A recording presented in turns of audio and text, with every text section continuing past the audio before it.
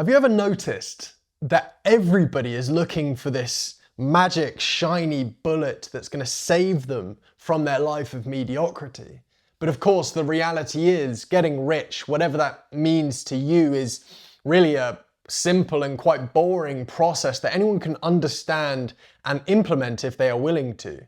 You see, if I hadn't understood this unsexy truth, I would have never made well over $100,000 last month with my business, because I would have neglected really the only thing that determines whether you win or lose the game of money, which is not talent or strategy, but staying power combined with action, otherwise known as just consistency. Now, everybody supposedly talks about the importance of consistency, but few understand how it really works and how to reliably achieve it.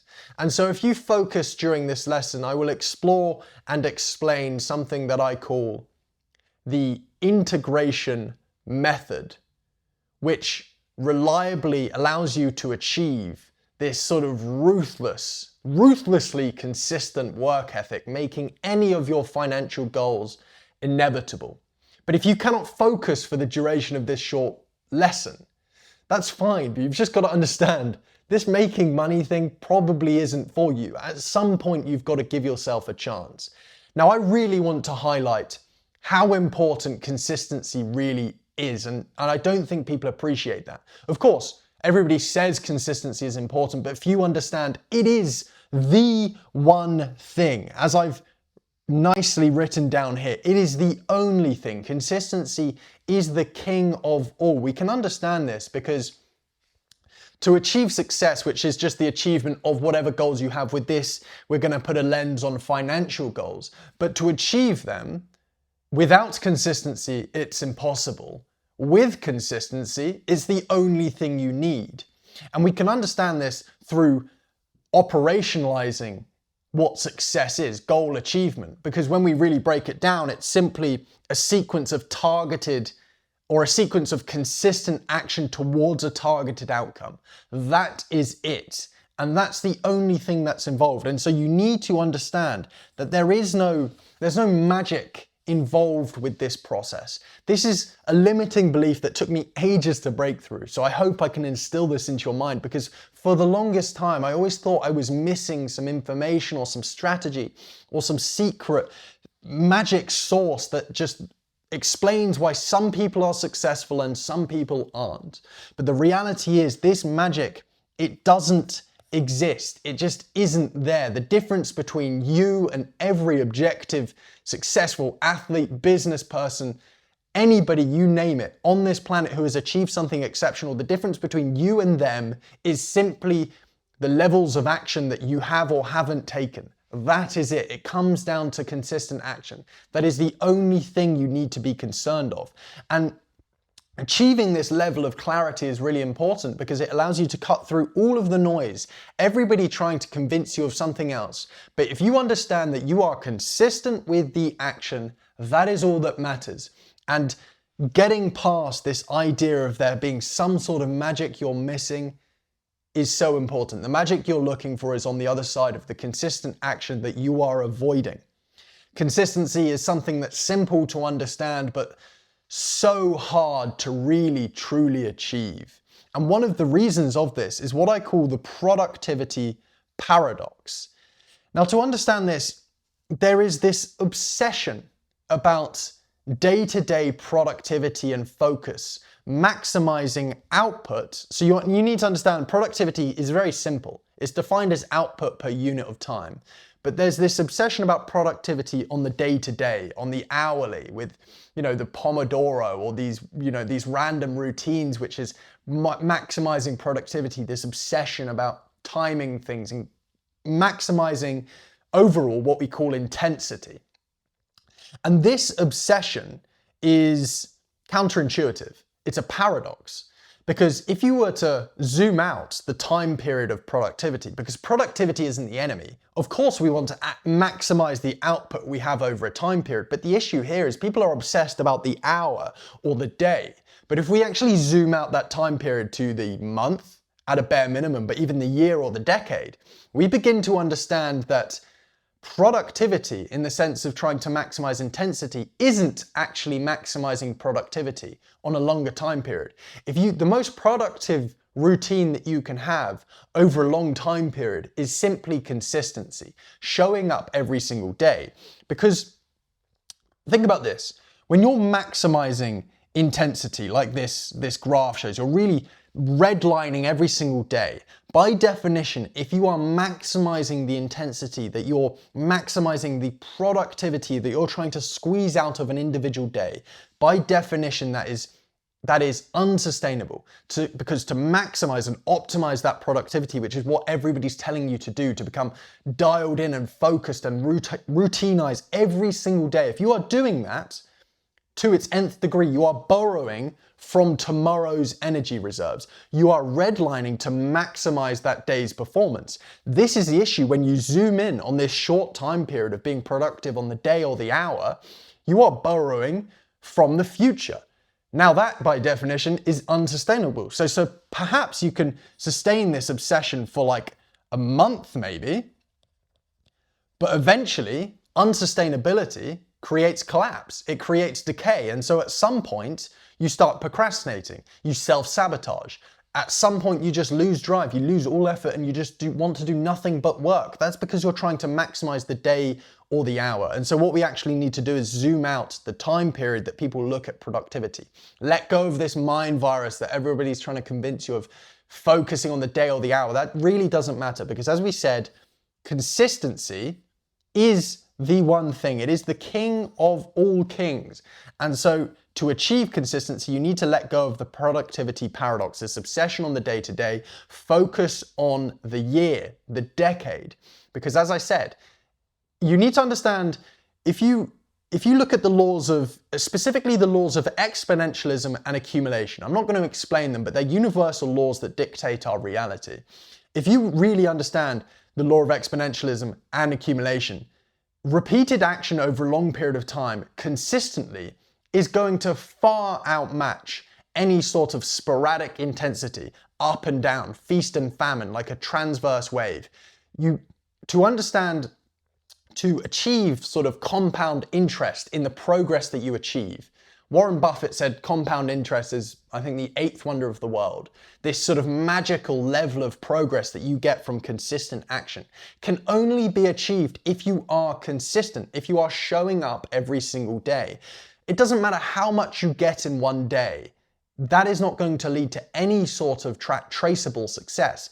It's about the output that you can spread over a long period of time, a prolonged period of time. And so let go of this obsession, focus on consistency. And if you are focusing on consistency, you are maximizing productivity by definition. Automatically, if you are showing up every single day, that is the most efficient productive routine that you can have when you zoom out that time period to the decade, the really sustainable. Because this game of money, this game of getting rich, what is the point if you are rich for a year and then poor for the rest of your life? You see, a lot of people are short-term thinkers. If you came into the game of business to expect success for 1 year and then that just to last forever and not do anything, that's not how it works. If you're going into the game of business, the game of getting rich and the game of money, you must understand that this sport is going to last your lifetime.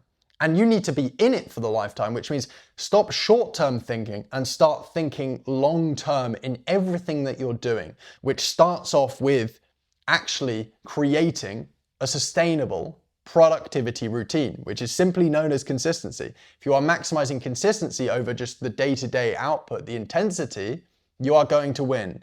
Constancy, which is, I guess, a synonym of consistency, don't get confused by that, beats intensity every single day of the week. So understand that.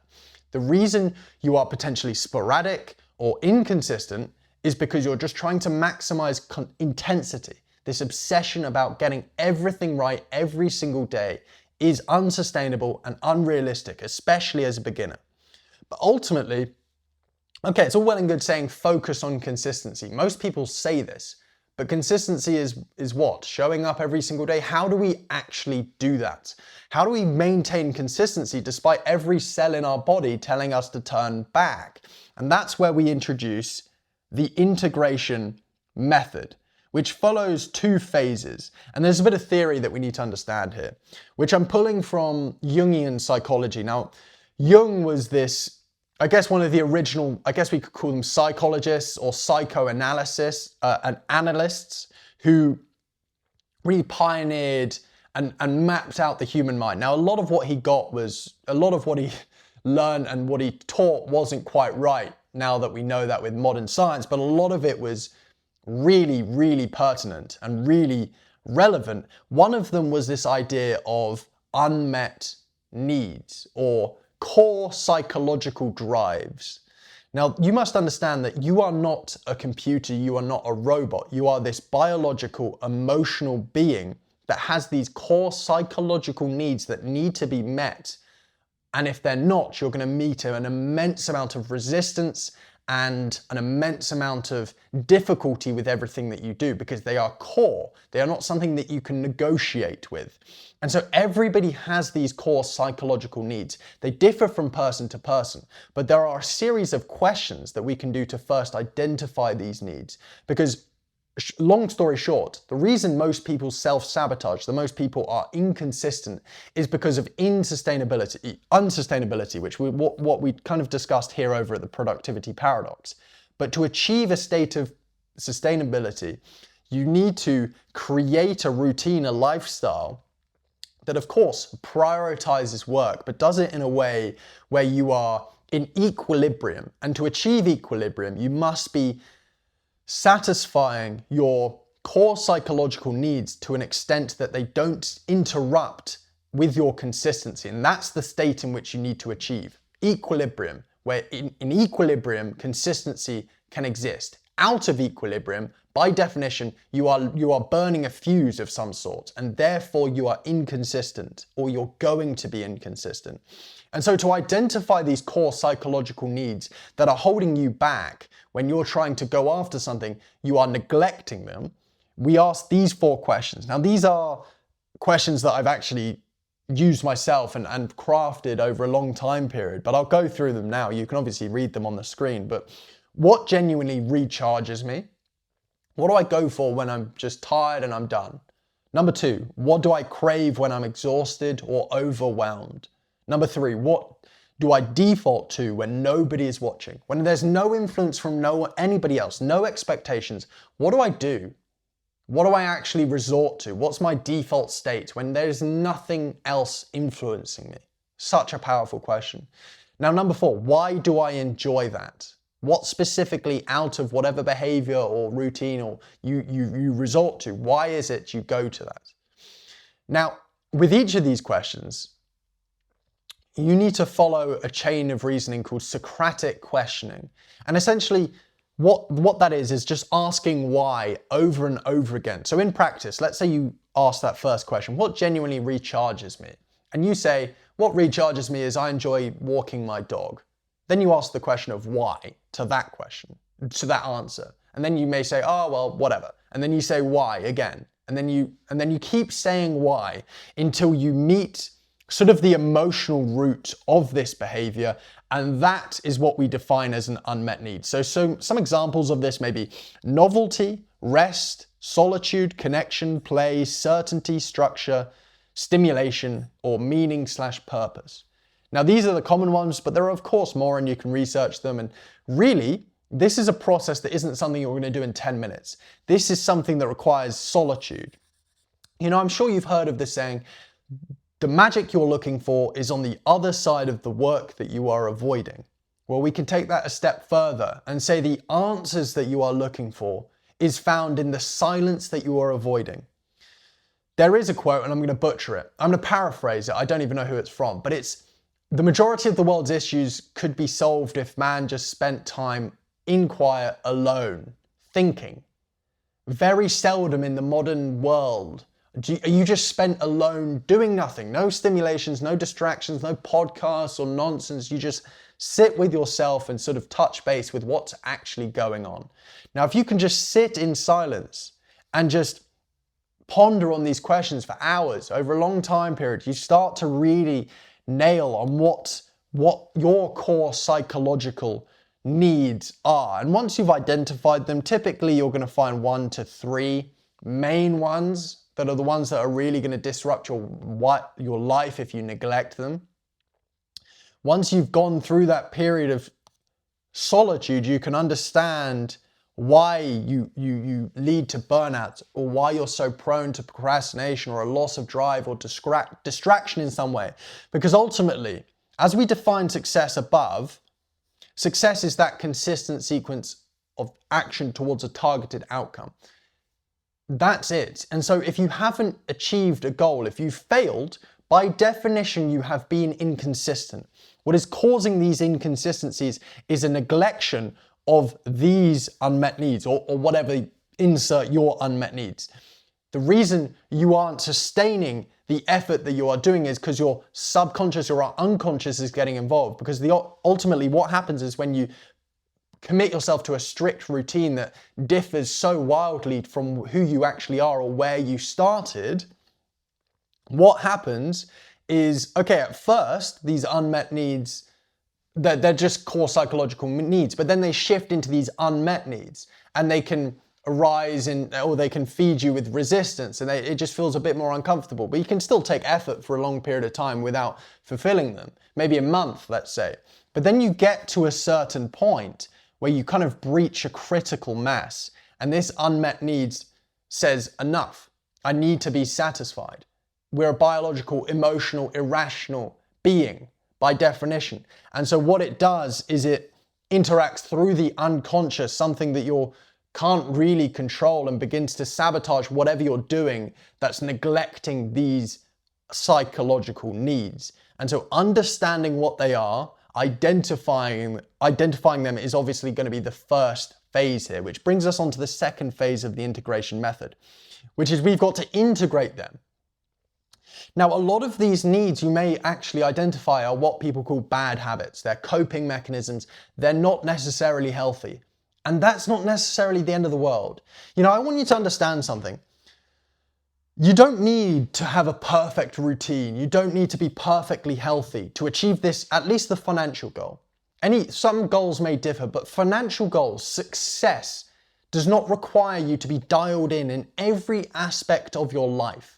In fact, I think this obsession about trying to dial in everything all at once is part of the issue here. It's overwhelming.